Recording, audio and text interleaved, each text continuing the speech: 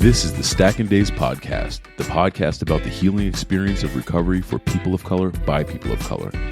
This show is for the purpose of education and connection and is not a replacement for therapy or recovery care.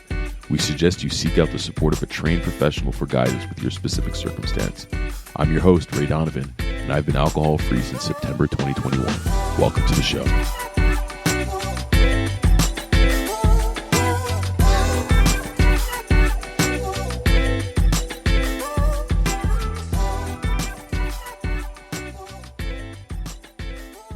Hello, everyone. Welcome back to the Stacking Days podcast.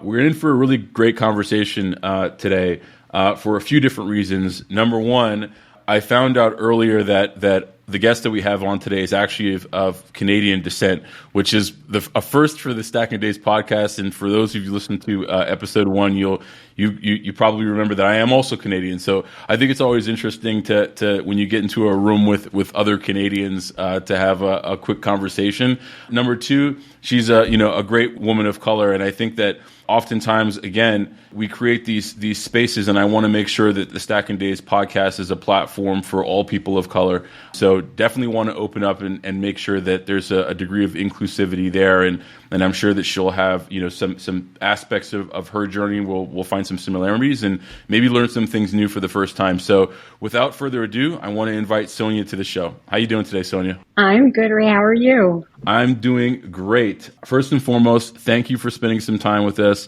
Everyone who's listening, Sonia is actually babysitting her niece today. So she's taking precious time out of her babysitting duties. The baby's safe, I'm sure, but taking some precious time out to spend with us to talk a little bit about sobriety, her journey with alcohol, and all the amazing things that she's doing today in sobriety. So I think, Sonia, what would be helpful is to start off, maybe just tell us a little bit about yourself, what you do for fun, what you do professionally, and then we can kind of get into it from there. Yeah, so I am obviously from Toronto, which is really exciting that I'm here right now to talk to you. And I grew up here as a child of Indian immigrant parents that immigrated in the 60s.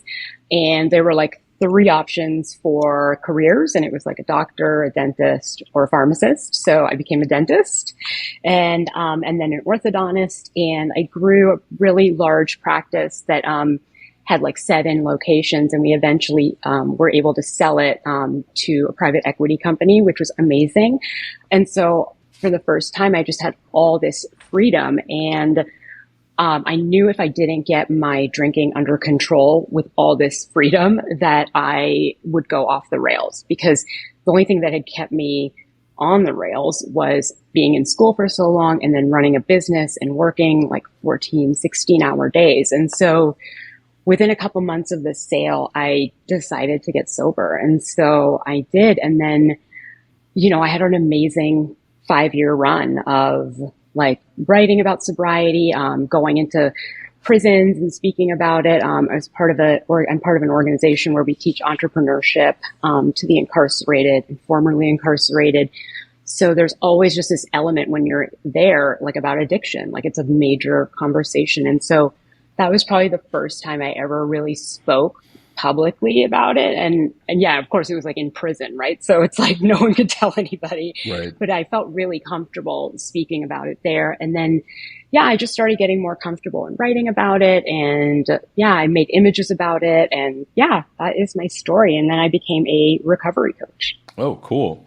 So you have a lot to share with us today. I do want to kind of just rewind it all the way back, right? I mean, you come from a very unique upbringing, of Indian descent, growing up in Canada. How did your relationship with alcohol begin? Was it something that kind of you experienced in the home, in your culture, or just kind of bring us back to the beginning of your journey and how it kind of progressed to the point where you got to the place where you were able to get that first 5-year stint away from substance?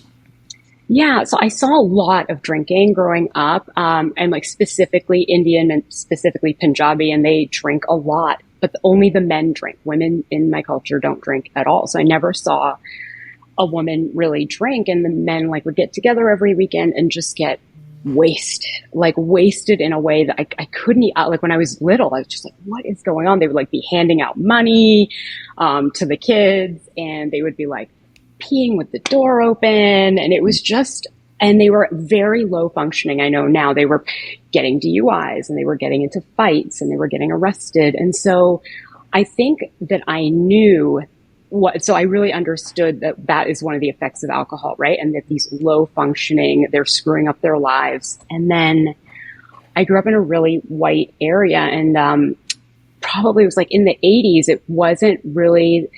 we weren't really expressing our culture. My parents had come in the 70s and they were super assimilated. They really wanted us to fit in.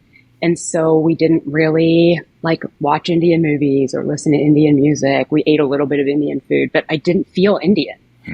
But I also wasn't white. And that just created this huge amount of anxiety, I think. And I always talk about like when people are like, well, what is addiction genetic? And it's like, I think it's a bunch of factors. I think that I was predisposed to an addiction, and I think you throw in that sort of situation where I feel insecure and throw in some chaos at home, and it's like a recipe for disaster. So I just was a really anxious little kid and teenager and super insecure, never fit in. And then I probably had my first drink when I was 15, and it was like,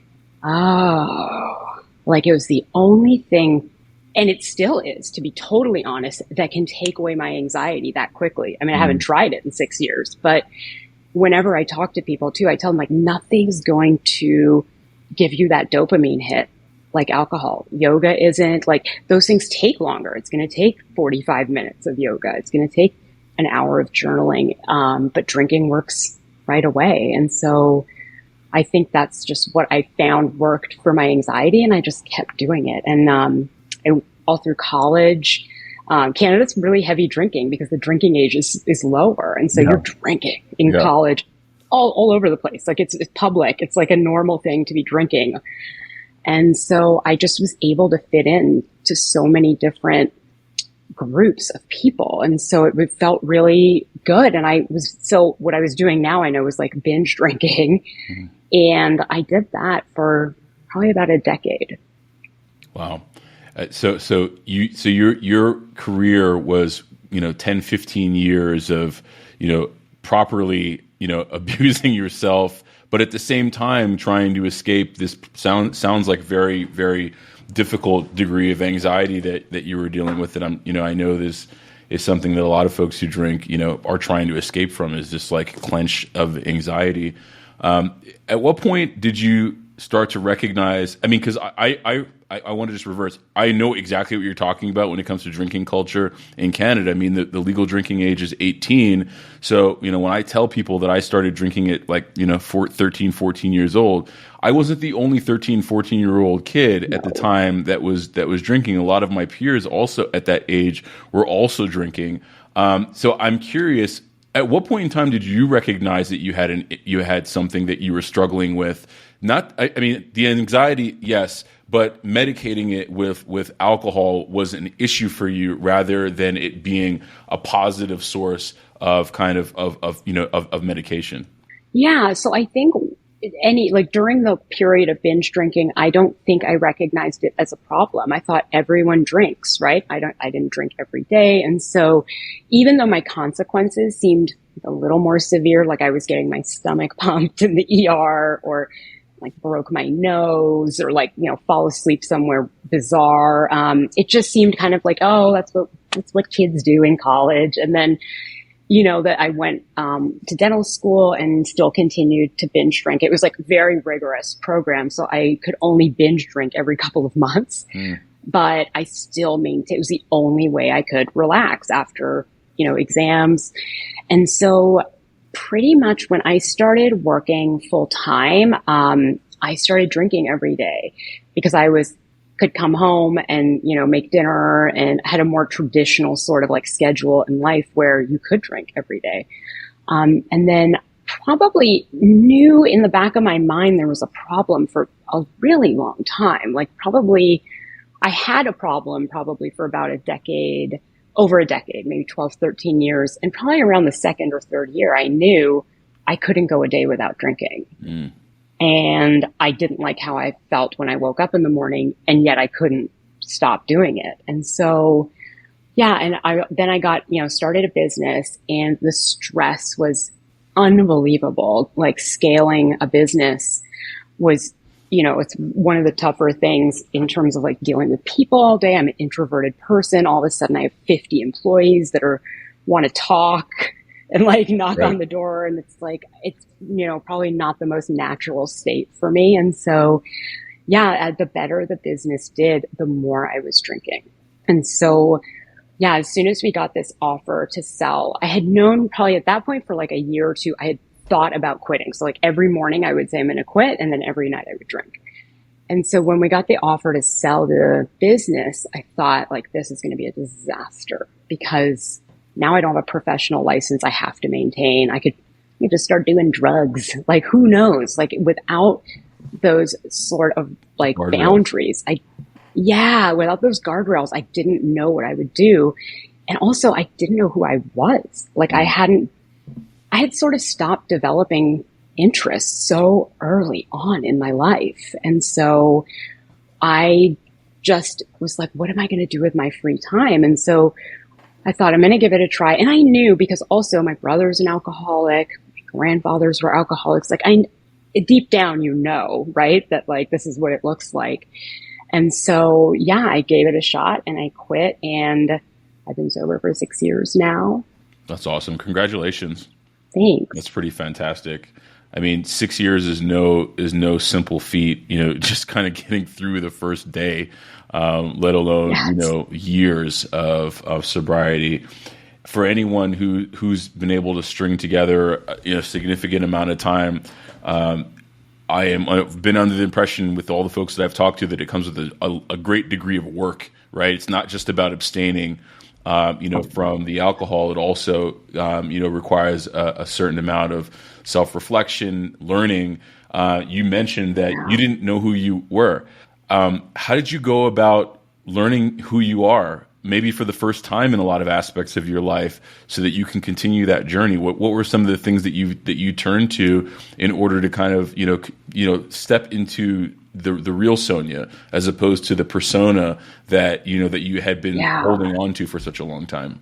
My personality sort of developed in that shadow. And so I was like really motivated to make money, super ambitious. And when you're working that much, the only thing you can do is like buy stuff to make you feel better, because you don't have time to do anything else. And so I really just identified as a business owner, entrepreneur, and it didn't fit because I was drinking so much. It just, obviously there was some like inauthenticity to that. And so I had sort of in my mind a list of things I would do like one day, and I did them all. So I took classes in everything. I took writing classes. I took photography classes. I took jewelry making classes. I started volunteering with causes that meant something, as opposed to things that I know, like the typical charities. And so I said, let me find something where I can actually make a difference. And that was, volunteering with the incarcerated. And that I also volunteered with like victims of sex trafficking, and I'm not a martyr. Like I helped them with their resumes. Like it wasn't like, cause I knew how to write a resume. So that I just started to change in a way that I hadn't even anticipated. And my values just shifted, pretty dramatically when you look at the shift, but so slowly to me. It just happened over a couple of years. And I was really wanted to make an impact socially. And so I started doing some social impact investing, as an angel investor. And so I just really started to like feel like, okay, this is what I was meant to do. I don't know specifically like if I'm going to start a business, but this is me. I finally feel that I got really obviously close to my nieces. I didn't want to be around them when I was drinking. Who wants to be around like a 2-year-old when they're hammered all the time? Yeah, totally. So I got super close to them. And so life just started to like come together for me. But at the same time, it fell apart for my husband, my ex-husband now. His world just collapsed without that identity, without being a businessman. It just was like languishing. Like he just could not find his footing. Because you guys were in partnership on the business that you had sold? Okay. Gotcha. Yeah.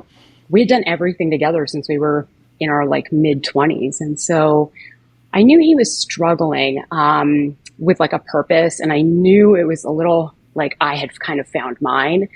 And, I would always like encourage him to like, do you want to come try some of my stuff? Do you want to, and so he just wasn't interested. And so I think in a way I was kind of holding him back with this new like value system, right? Like I think he didn't really appreciate it. He still was really into like startup culture, which is great. It's a white male dominated world. He fit in great. And so we just were not interested in the same things anymore. And I thought it like our friends thought it was cute. Like, oh, you keep him grounded and like, and he takes you to do things that you would not normally do. And so, and I thought, we've been together 18 years and this is what happens in relationships, like still very much in love. And, we just did different things. We had done the same thing for so long with each other. And so, he got up one morning and said, I'm going to leave.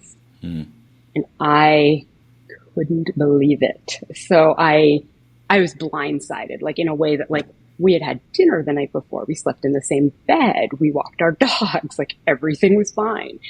And so that was the beginning of my fifth year of sobriety. And so that was the hardest year. This last year has been the hardest year of sobriety I've had because of that. I never anticipated having to go through something like that and stay sober. Yeah. I mean, when you deal with big life events, I think dealing with every day is something that most folks who drink alcohol for, is just for the everyday management. The big life events, nobody can actually really prepare you for that, right? I mean, and alcohol obviously, in the short term may help numb that pain, but doesn't ultimately make it any better because you're just going to want to drink harder in a lot of ways. So, I mean, hats off to you in staying the course. I'm sure that was not easy. I'm sure you had many difficult conversations with yourself over the course of that year. Yes. Yeah. Did your ex-husband and you also share the propensity to abuse substances as well? And as you're kind of moving in one direction, he just wasn't, interested in that or couldn't see the interest in that? Yeah. I mean, interestingly, like he is not a super addictive person. So he didn't really understand the concept of addiction, but he was somebody who smoked weed all the time. Whenever he wasn't at work, he was smoking weed. And he did stop soon after I stopped drinking. He thought, oh, it just feels weird, he said, to be high around you when you're sober. Yeah. But I think now that I look back is that he didn't do the work, right? So if you're going to like take away your one coping mechanism for stress or like the one thing that makes you sort of feel joy and you don't work on it and you don't figure out why you were doing it in the first place, you sort of stay the same, right? So it's kind of like the idea, I guess, of like a dry trunk. It's just like the same person minus the substance. Yep. And that is sort of, I think, what the difference was between us. So what was it that you, outside of kind of leaning into kind of purpose and impact initiatives, it sounded like they completely filled you up, spiritually speaking. What sort of tactics, tools did you resort to do a lot of the subsequent work as well that maybe other folks are not doing? Did you involve yourself in a program of sorts, or did you have kind of like an unconventional kind of recovery quote unquote program that you were working? What was your go-to in kind of that early stage that ultimately built you up into multiple years of longer term sobriety? Yeah, so I really think the first couple of months were just like white knuckling, and my brother had been really into AA. And by the time I got sober, he had been sober probably like 7 or 8 years. And so I sort of really leaned on him. And I remember when he was first getting sober, like all the steps. And I remember when he did his amends. And so, it was a really beautiful experience. It turns out AA wasn't for me. Like I listened to the big book on like Audible and I was like, this isn't for me. Like this isn't No, I really love it. Like, I love the wisdom. I love the sayings. It's great. It just wasn't for me. I don't know if it was like the idea of steps that didn't really fit, or the higher power type stuff that it just wasn't for me. And so, I kind of had it in the back of my head the whole time, but really, yeah, my pathway was just becoming me, if that makes sense. Like, was just like finding out who I was, pretty great as it was. But after a couple of years, my brother relapsed at 10 years. And I thought, I think I need support. Like, my ex-husband was very against me telling people I was sober. And so it was like, you cannot go to like meetings where people might know who you are. So I thought, okay, let me try some online meetings. And I did, and they were pretty good. Like, I just love hearing people's stories. Like, I just love it. And I listened to podcasts, and I read a ton of Quit Lit, and it all just really like resonated. Like, I could find something in like every story that made me think about something or related to something in my life. So I think that was sort of the pathway. And yeah. And then I was developing all those other tools that I didn't even know. Like, I'm going to light some candles before I go to bed. I'm going to journal. I'm going to make sure I exercise every day. I'm going to start eating properly. And all those things, like, each on its own isn't like life transforming, but like all together, they worked on my anxiety. Mm-hmm. They really started to like lower the amount of anxiety I had, like on a, general basis, like the baseline. I love that. I mean, that's just a beautiful recipe, for combating anxiety that we all know, right? Like exercise, your diet, so on and so forth. Yeah. We know that these have, positive correlations to how we deal with anxieties. And I think that, in pursuing sobriety, it gives you the clarity to step into those behaviors. Whereas if you're drinking and you're kind of always in this stupor, it's a little bit more difficult to have the discipline to engage in these healthy behaviors. So I think and I did a lot of the same work. I mean, I listened to probably more podcasts than I can count for the same reasons, really just trying to, tap into other people's journeys and stories and just keep it top of mind that this is the journey that I'm on, and then pulling in these other ingredients along the way to kind of make something that was, healthy for me to kind of continue in my own journey. And then ultimately, even this podcast, honestly, the reason why I love doing this is because I get to speak to people like yourself that reinforce, the decisions that I'm making in my own life on a daily basis. So I thank you for sharing that. And I thank you again for being here for that reason. Thanks. I wanted to get back to the culture, the Indian culture. And you talked about, your brother suffering from his own addiction, you suffering as well. How did that kind of resonate back into your origin family and the culture between, your parents and aunts, uncles, both, here in the Western world and maybe even back in India? We chatted a little bit before we started recording here, and you mentioned that, that alcoholism really isn't even a thing in your culture. So I'm curious, how did that kind of relate back in, especially when you're looking for places where you can find support? And oftentimes we look to our family for support. Yeah, I mean, there literally is no such thing as an addiction, like maybe because they're not even familiar with like the harder drugs. And so there is no such thing as an alcohol addiction. In my culture, like a drink is like a tumbler glass full of some colored liquor. Like, that's a drink. Oh, I just had a drink. Right. And that's like 4 or 5 drinks. And so heavy drinking is just such a normal part of the culture. And I think, it's only when you really start to lose it that people are like, oh, that guy, maybe he should slow down a bit. Maybe you should slow down. But yeah, I do. My parents just didn't really accept that it was an issue. They just kind of like sort of dismissed it. With my brother was very low functioning, and they really, and so there's definitely like a gender issue in Indian culture. My brother is older and he's male. And so when I would try to talk to them, I'm like, he has a problem. Like, we need to figure something out. They'd be, oh, you just want to make him look bad. You just want to knock him down a peg. And I didn't want to knock him down a peg at all, but he had a really significant issue. And so it just wasn't a thing. And so when I quit, I didn't tell them. And because I knew what the like response would be like, oh, you're not drinking? Okay, good. Are you sick? Like, did you have an ulcer kind of thing? Like, is there, and that was pretty much it. I just, and I knew that there's so many people around them that maybe you don't want to use the word alcoholic, but had problem drinking habits, that for them to say that, for them to acknowledge that I had, an alcohol use disorder, it would be like, they'd have to say everyone they knew had one. Yeah. And in combination was there's no such thing as a mental illness, right? So you never talk about mental illness. And that is, I think, for me, the underlying cause of my drinking, right? I was self-medicating. And so it just brought up so many issues that are like closeted in Indian culture that I just knew it was like, this is not going to be worth it. This conversation is not going to be worth it. Were you ever at some point able to kind of address some of that?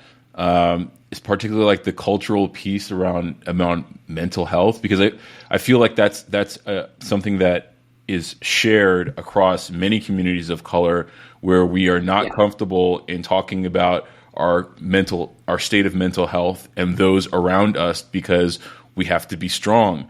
We have to push through because, the generation that came before us had it, worse than we did, so all of these things, right? Like, were you ever able to get to a point where you could have that candid conversation with your elders around where you're at?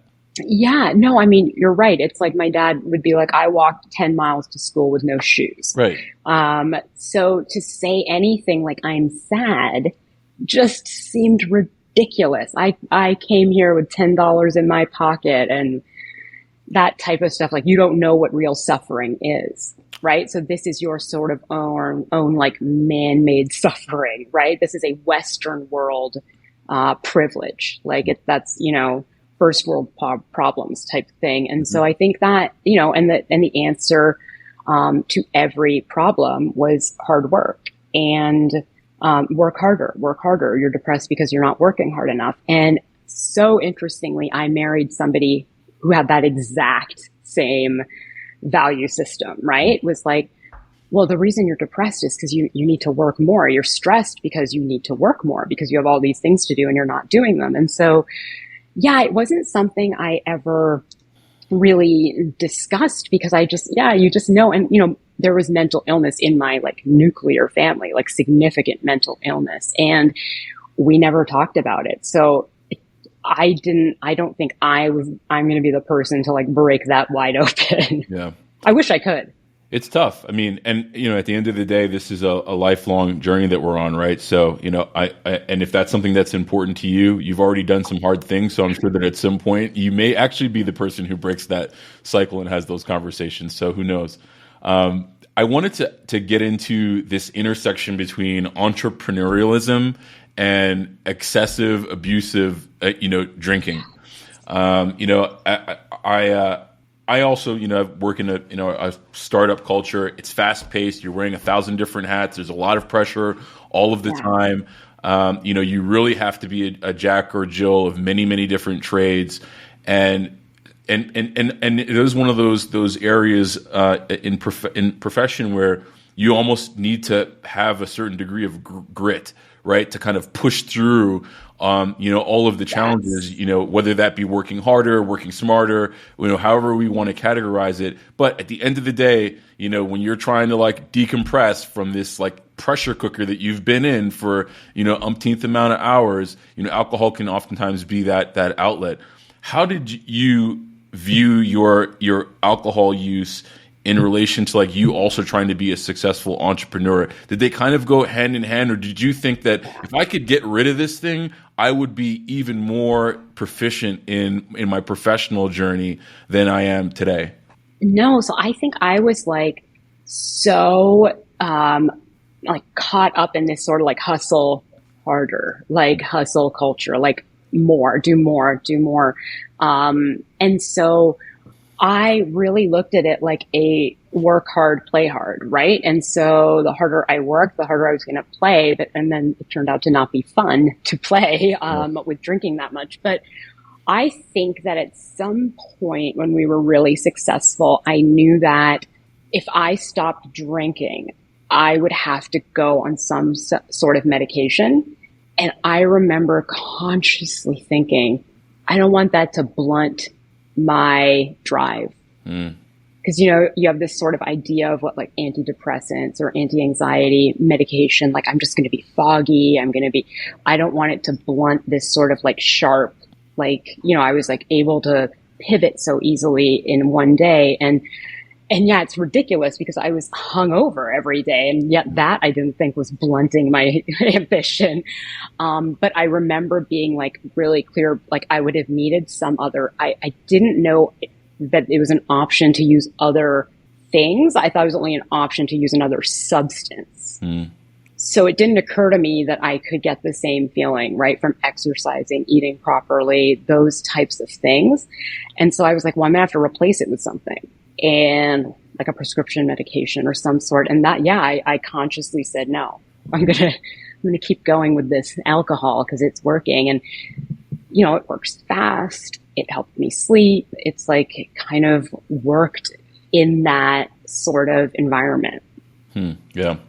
I can understand. It's almost like you just double down on what you believe is working because you don't want to rock the boat too much, especially if kind of like your core priority is your work and that's not suffering, right? Like you may personally be suffering, but the work is not suffering. Therefore, let's kind of continue on the path.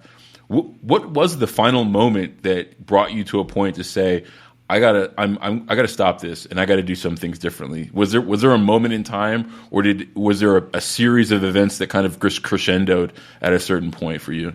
Yeah, I mean, there were a couple of events. Like it was interesting to get the sale done, and immediately after, we had to hang out with the private equity guys, right? So the bros. And those meetings, I was so uncomfortable, right? Because I didn't fit in, and like they're just all like white guys, Patagonia vests, like, and I was so just far from even understanding the things they talked about, like skiing in Aspen and like taking a helicopter to the Hamptons. And so I was so overwhelmed that I drank so much at those events. So those few dinners, 3, 4, 5 dinners, I drank. It was like not a Tuesday night. It was like a New Year's Eve, like 5 times. And so those hangovers and like were so bad that I started to think like something has to change. And then, it's really a weird story. Like just out of the blue, I went out one night and with some friends and we drank and probably like a little more than usual, not really that much more. And I had brunch with a friend of mine the next morning and she was pregnant, so she wasn't drinking. And I just was seeing like spots, like black spots every time I stood up. I was sweating. And the waiter was like, do you want a mimosa? And I was like, no, sir. Like, I do not. Right. I'd never said no to a drink. And like in that moment, I did something that I talk about all the time, which I played the tape forward. And I thought, I have a mimosa now, probably 3. I go home and I don't want a hangover to start. So I start drinking, right? At like 2, 3, 4 o'clock, I start like slowly drinking. And then by 6, 7 o'clock, I start drinking a little bit harder. And then 10, 11 o'clock, I pass out and I'm going to wake up with a 2-day hangover, right? Yeah. And I'm going to drink on the first day of that hangover. And I just, for some reason, it just spiraled like through my head, like that, just like loop. And I thought, okay, I'm going to go home and I'm not going to drink. And I didn't. And then the next morning, I actually woke up feeling pretty good in comparison to like the hangover. And I thought, okay, I'm just not going to drink. And I had done this a million times and it never worked. It's just I think you just get to the point, like I was, sick and tired of being sick and tired. It's like enough life had passed me by, enough like moments had gone that I either didn't remember or wasn't like very proud of. And so I think it was an accumulation. It was just like a slow descent. Yeah. to the bottom. I mean, I resonate with that, 100%. And, I feel like I'm sitting in your skin at brunch that morning, looking at the prospect of having to drink that mimosa and physically feeling like I'm already hanging on by a thread and, coming up with the right answer to say like, no, I can't do this right now. And then stringing it together. I think that playing the tape forward is one of the most like powerful tools if you can actually like tap into it and use it, because you've been through the tape enough times to know how it plays out. So if you can kind of get yourself into that space and that mindset in the moment, for those who are looking for that, tool to kind of get them over that proverbial hump in the moment, I think that's a really powerful tool. So thanks for sharing that. I wanted to ask you about today. I wanted to ask you about EverBlume. How did that come to pass? Tell the audience what that is all about, and let's talk a little bit about that.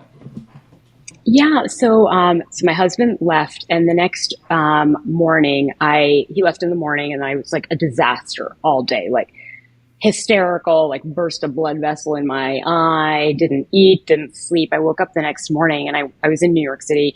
I went for a walk on the Hudson, and I thought, what was the point of all of this? Like, what was the point? And what am I doing? Like, I'm in the most pain I've ever been in, and I'm sober. And I, reflected back on the couple of things he said as he was leaving. He said, you're just really introverted now. Like I am. I was not. I was a party girl, like 23, 24 years old into my 30s. Like I was the life of the party. And turns out like that's not me. And so he's like, you're introverted and you're so close with your family. You don't feel the need to like, expand your social circle as much as I do. And he said, you're not as ambitious as you used to be. And he said, you're just happy with too little in your life. Like you're just happy with so little.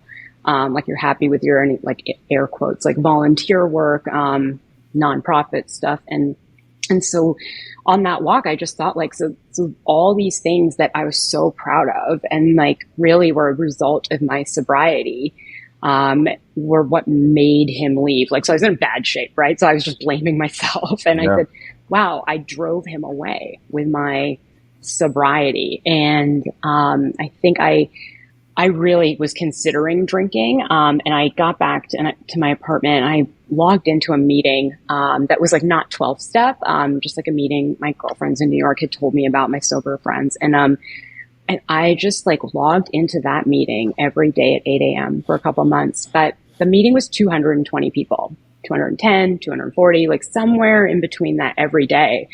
And it was great because just like you said, I just want to hear people's stories. Mm-hmm. That's all. I just want to hear it. And then when I kind of started after a couple of months, I was like, I think I want to talk about this. Like, I think I'm ready. It just I didn't want to vent, right? Like I wanted feedback. Like I wanted someone to tell me I was going to be okay. Like I wanted to say like, look, this is so hard. It's so painful. What do I do? Like, I mean, it's like physical pain. Like it's so much emotional pain. It's like physical. And I need someone to say like, it's going to, you're going to be fine. You're going to take a deep breath. You're going to, yeah. And then another thing is, I don't know if you feel this way. Like, I feel like the first like 90 days, the first like 6 months of sobriety are so tough. And I feel like those people should get priority to share because they're going through something that isn't necessarily as acute, right? Like my husband's still going to be gone in 6 months. We can talk about it then. Right. Just didn't want to take up that space. And so I started looking for something that was like smaller. I was like, is there a smaller group that I can connect with? Is there a group where I don't have to tell the story every day to a different group of people, that I can just kind of like fall into and we know each other after a certain amount of time. And so I really looked for it and I couldn't find it. I certainly didn't want to start a business in the sort of like pain and like the place I was in my life. It wasn't like on the top of my list. And so I looked and I thought, this doesn't exist. You have to make it. And so I did. I just like started mapping it out and more like just mapping it out for fun. Like not like, oh, I'm going to start a business. But I started like thinking like, what are the tough times I've gone through in my life that it would have been nice to have a support group that was going through something similar who understood. And I thought, well, I had like obviously really significant job burnout. I had imposter syndrome. I've had like, major life changes. And so I thought each of those could be a group, right? Like, so if everyone is either sober or trying to maintain sobriety, and then they're struggling with something else. There were a lot of people I met that were like empty nesting or just different major transitions, like retiring. And so I joined a business accelerator because I just needed some structure at that point in my life. And the like second step was interviewing as many people as you can, potential clients. And so I got on social media and I just like begged people to meet me on Zoom for 10 minutes to talk about their recovery. And I talked to like maybe 80 people over a couple of months. And I realized there's so many people that want a tighter group that aren't going to speak in a larger group. And they want people that understand some particular aspect. Like I met like, this is so weird. I met like 3 witches. 3 separate witches. And I said, would you join a sober group of witches? And they were like in a heartbeat. So I just thought like, what if we're just sort of this platform and then we sort of adapt, right? Like we see like, what are people struggling with? And then we create a group for that. So like what I noticed when we started was so I started with like the first 90 days. So people are just getting sober. We did a few of those groups and like 50% were healthcare providers. And I was like, what? And I had been a healthcare provider and there are certain like really specific issues. Like there's a not anonymity issue where you don't want to be in a group with a patient, right? Sure. And so I was like, that's an amazing group. Like they're suffering also with like very unique things, like being like, public facing all the time. And so, so that was just it. And I started just, taking signups probably after Thanksgiving, and I had such a huge response. Like I couldn't believe it. And then I launched it in January and started making groups in early February, and it's going amazing. Like it's like everything I hoped like would happen. Like I like can, get it going, get the meeting going, and I can step back and they talk to each other. And if someone says something that I think is a little nuts, I will step in and be like, I think we can just look at that a different way. But they are so supportive and they know each other's like, they'll be like, oh, how's your sister doing? I remember she was like in the hospital. Is she doing better today? And I just like, it's emotional. Like it's super emotional to see that connection and, to see them say to each other, like, you guys are, you're really keeping me sober. I knew I had this group tonight, so I didn't drink. And then I started a Slack channel for them and I get it like the notifications on my Apple Watch. And like, there's one Saturday night I was at a cocktail party on my 6th sober anniversary and I was miserable, like just miserable. There was like no food and I was just like, this sucks. Like I felt like I'd only been sober like 3 weeks and I could see them like they were having a bad Saturday night too. I didn't jump into the Slack. I'd like kind of but they're just like encouraging each other, giving each other like mocktail recipes. That's awesome. And it's like, so that's it. That's what's going on with EverBlume. That's so fantastic. How many members strong are you now?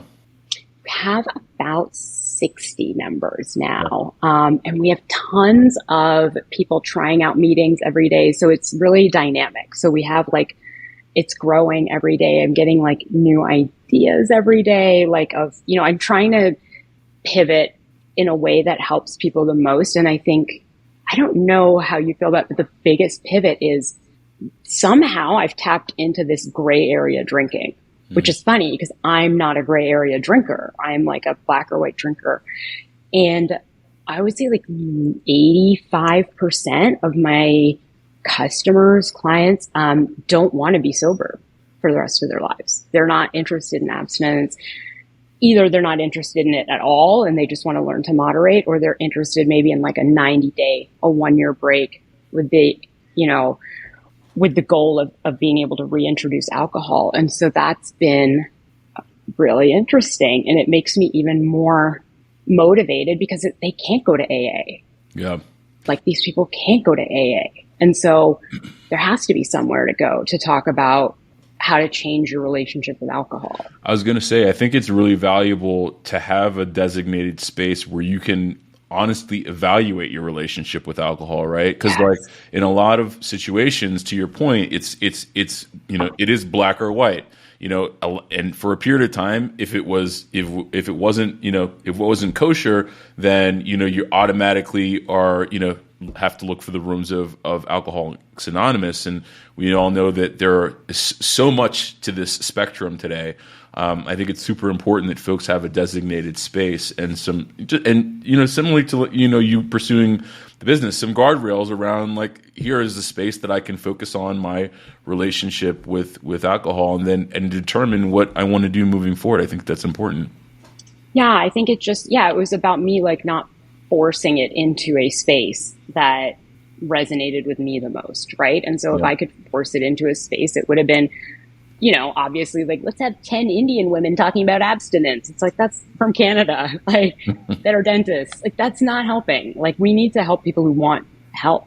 Yeah. Right. And these are the people that are showing up, willing to be vulnerable and willing to be honest. And so to turn them away or to even like kind of judge the journey, because I think some of them will end up choosing abstinence, but they should be allowed to come into a space and test out, like, okay, well, I'm going to try to drink this weekend, and they can come back and say, it didn't work. I think I'm going to be, abstinent. And so I don't know. It's interesting. It's just so different for me, but yeah, it's interesting. No, I think it's important. I mean, on this show, I don't, subscribe to any dogma whatsoever. I think that however you go about pursuing your sobriety, if that's something that's important for you long term, then I support you 110% on that. And if it's short term and you're just trying to take a break and you just want to get honest with yourself around what role does alcohol play in your life, then that's fantastic too.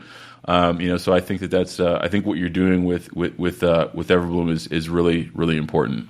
Thank you. Yeah, I look at it like a lot of people started drinking heavily during the pandemic. Like, I was drinking heavily from when I was 15. Like, these are different drinkers. Like, it's a different type of drinker. And so, I really am enjoying it. That's a good point.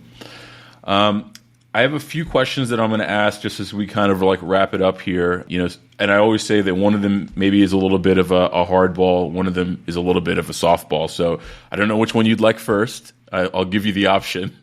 The hardball. Okay, cool. So a hardball question is, in communities of color, oftentimes, you don't find out that someone is struggling with, a substance or a mental health issue until it's sometimes a little bit too late, right? So my question to you is, in those darkest days that you were experiencing, how would the folks who were closest to you at the time have known that you were struggling without you explicitly telling them so? Wow, that is a hardball question.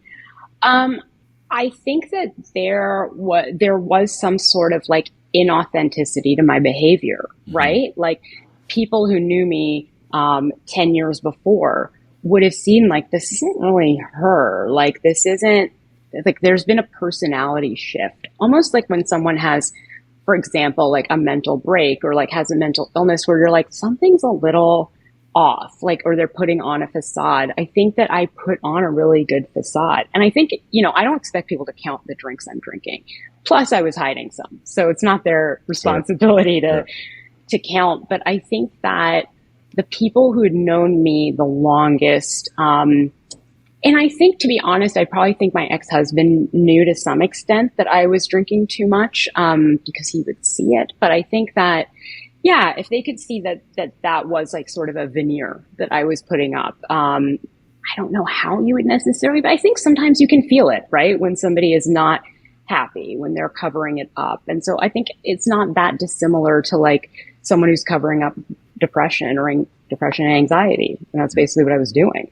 Yeah, I asked that question, not necessarily for the drinkers in the room. I ask this question oftentimes for the people who are around the drinkers, right? Who, could be in a position to help support the drinkers a little bit more in trying to get to a place in their journey where they can gain some clarity. So I appreciate your response to that. You very, very much do. Second question, softball, is, for someone who's listening to this, or someone in one of the groups on EverBlume, is kind of for the first time taking a look at their relationship with alcohol and trying to figure out, well, what is my first step going to be? I have no idea. Is it AA? Is it something else? What would you suggest that first step being for someone who wants to take a really proper chunk out of, a relationship with alcohol that's not serving them? I think that it was funny. I was talking to my sister-in-law about this, about like a sugar addiction. I think the first step to checking out your issue is to see, when do you drink? Like, when do you eat sugar, right? Like, just if you monitor yourself for like a week or two, it's like, do I drink when I'm stressed? Do I drink when I'm in social situations? Do I just drink like whenever I have free time? I think it gives you a better idea of what you need to work on. And even if it's something you can work on in terms of like moderating. For me, I was drinking when I was happy. I was drinking when I was sad. I was drinking at weddings. I was drinking at funerals. Like, it was like there was no place I didn't drink, right? So I was unable to judge situations and remove it from certain situations. So I think the first step is checking out like, what type of issue is it? And then finding like the right place. Because sometimes I think that people who are like, oh, maybe I have a problem, and they go to AA are like immediately turned off, like I'm never going back there. And I've heard that so many times. And I think, because I think you weren't sure when you went there what your goal was, right? Mm-hmm. And so I think that's the first step is like, if you want to find a community, you sort of have to know what you're struggling with. And you don't have to know 100% what your goals are, but if you're planning to have a drink on the weekend, you're not going to AA, right? Like if and so that's sort of how I think that you should figure out a pathway or find a community based on goals. Like I had a group of girlfriends in New York that were all sober, and they were all sober. Like they were, and so we had really similar things to talk about. But I think, evaluating your relationship with substances is probably the first step to figuring out where you belong. Yeah. I mean, I think it's the first step to figure out not only where you belong, but also the first step in perhaps having an honest, conversation with yourself, right? I feel like oftentimes when you're in this space where we are quick to distract ourselves away from, the things that we know are not serving us, as opposed to kind of leaning a little bit further in and getting curious about, how that's kind of, showing up in our lives. So I appreciate that answer. I do want folks to know where they can find you, Sonia, and all the good work that you're doing. So if you wouldn't mind sharing. Yeah, so we are either EverBlume, BLUME, or Join EverBlume on every platform. And then we're also joineverblume.com. And you can always just come and check out a free meeting before you commit to anything, and see if it's not for everyone. Not everyone wants like sort of like an active participating role. And this is really not a great place if you just want to like sit and listen for an hour and not participate or get to know people. So awesome. Well, I always say that there are so many resources out there today that if one doesn't work for you, there's another one out there. Yeah. So I'm very happy to introduce your resource that you're providing out to our community. So Sonia, thanks for joining us. Really do appreciate it. I know that it's probably late by you now, so I hope you have a great evening, and I really do hope that we stay connected. Yes, thank you so much, Ray. This was so fun. Awesome. Well, have a great night. Talk to you soon. Okay, bye. Thank you for listening to the Stacking Days podcast. If you'd like to get in touch with the show, email me at rdg@stackingdays.com or follow us on Instagram @stackingdays. If you like the podcast, please rate, review, subscribe, and by all means share it with a friend who you think needs to be invited into the conversation. Until we meet again, be well, one day at a time.